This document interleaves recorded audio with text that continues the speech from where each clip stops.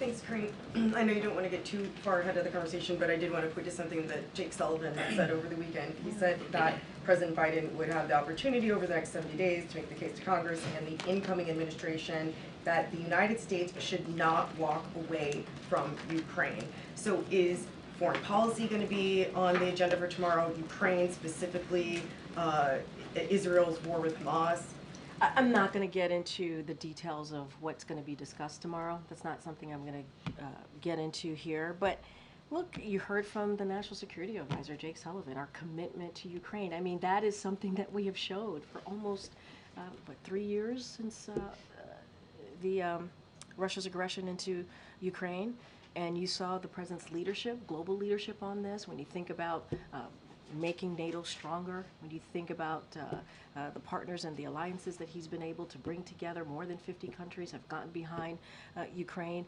And continuing, we talked about this on September 29th when we talked about surging aid into security assistance aid into for Ukraine so that they are able to beat back Russia's aggression.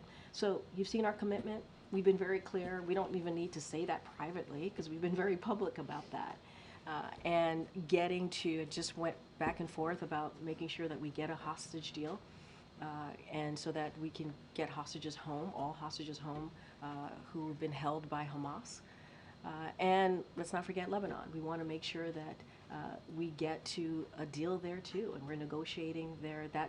Those negotiations continue. And so our commitment has been very clear.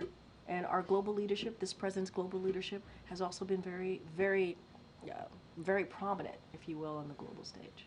And does the White House have any concerns about the number of foreign leaders who have been in conversation with the incoming president, even as President Biden heads to the G20 in the next few days, as well as Lima?